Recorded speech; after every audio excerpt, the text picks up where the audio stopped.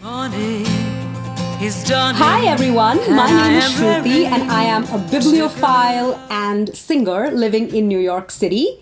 Welcome to the show, Conversations with Friends about books and ideas, in which we explore books, writing, literature, ideas that books tell us about the world. On each episode, I'm going to have a friend who will join me and we will talk about books and ideas and writing. So today, I'm going to discuss a book called Tiny Beautiful Things, Advice on Life and Love from Dear Sugar. This is written by Cheryl Strayed, who's also the author of Wild and Torch. She also, along with Steve Almond, co-hosts this podcast that I absolutely love called Dear Sugar. It's the highlight of my week. So today I have a dear friend, Anna, with me. So this book is actually a book that was gifted to me by another very good friend of mine, Samir. And it's one of those books that you actually feel like gifting to friends of yours. So I gifted it to Anna.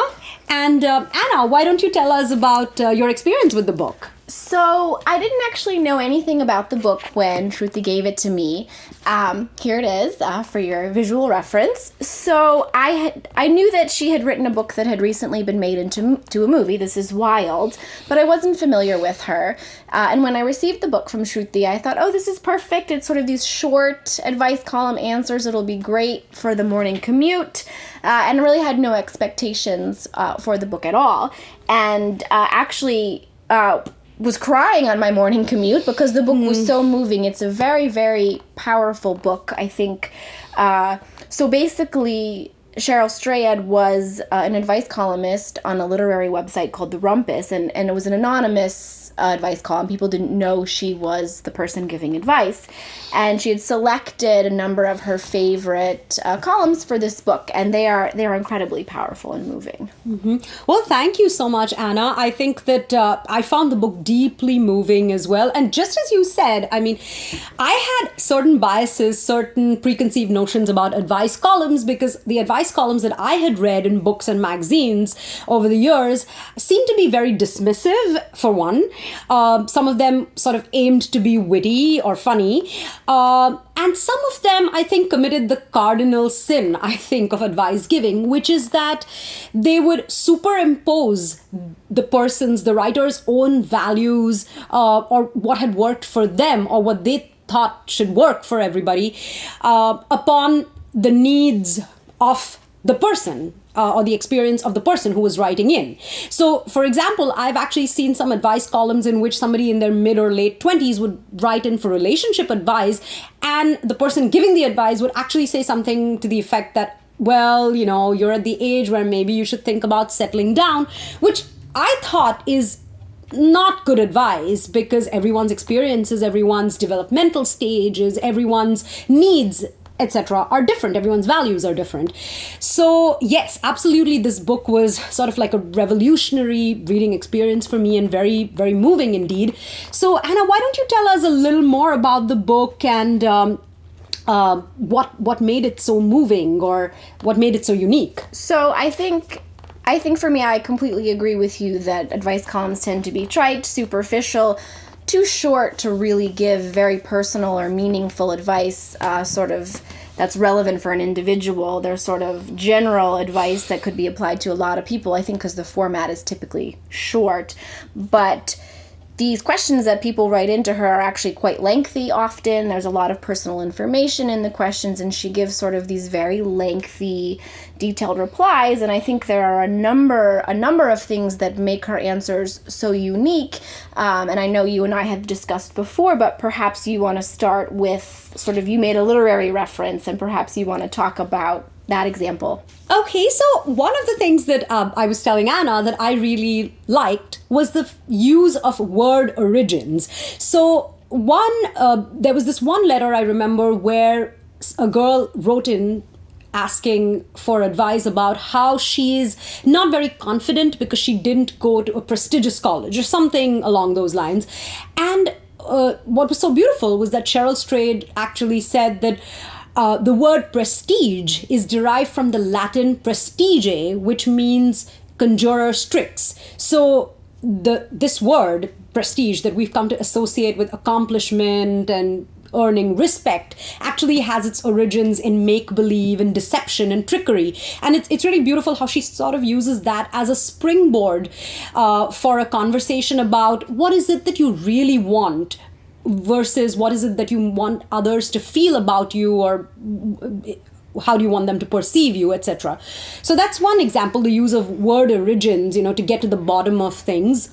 Another thing that I thought was pretty profound, and I would only assume that this is because her primary profession is that of an author, whereas many advice columnists, I think, may or may not be authors, is her sort of amazing use of metaphors. I think that throughout the book, when she's answering questions, she brings in these very beautiful descriptions that I think make it very easy for any reader to sort of really understand the message that she's trying to convey, and in a very beautiful way. And sort of one of our favorites is one of the questions that someone had written in was a question about when to have kids, and if you don't know if you're supposed to have kids, how to make that decision. And there's good things about that, but also good things about not having kids, and sort of very torn. And she paints a sort of beautiful picture of this ghost ship that is your other life, that sort of represents the choices and decisions maybe you didn't make, and not that they're good or bad, but sort of we all have these parallel ships that sail along beside us that represent these lives that we didn't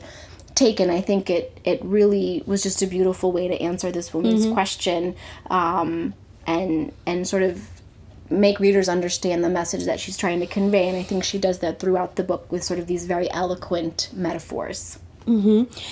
No, that's absolutely true.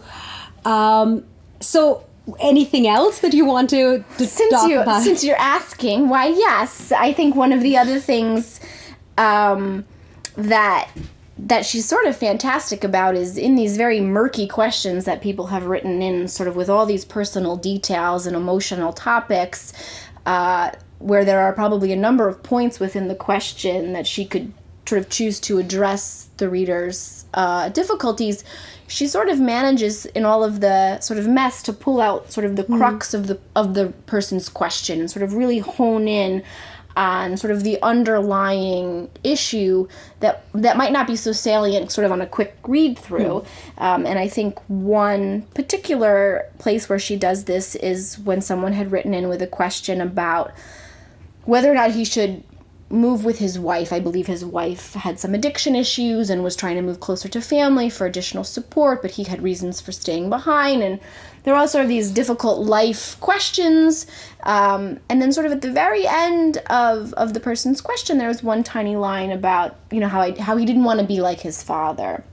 And I think that in a casual glance, it would have been easy to sort of overlook this one little sentence at the end.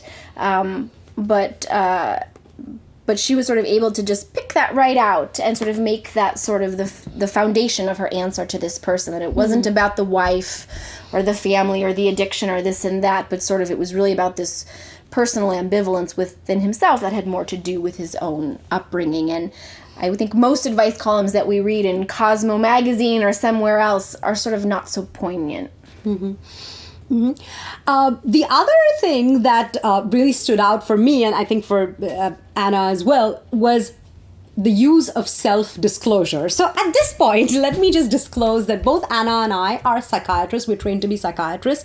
And I have to say that as someone who's relatively freshly out of training, and who's, sort of still developing her identity as a psychiatrist, I think that one of the things that made this book it was, of course, deeply moving, but also a thought-provoking read for me, was the use of a lot of techniques, or the use of a lot of things. Self-disclosure is just one among them, and it's, of course, very complicated and loaded, and we'll touch upon it.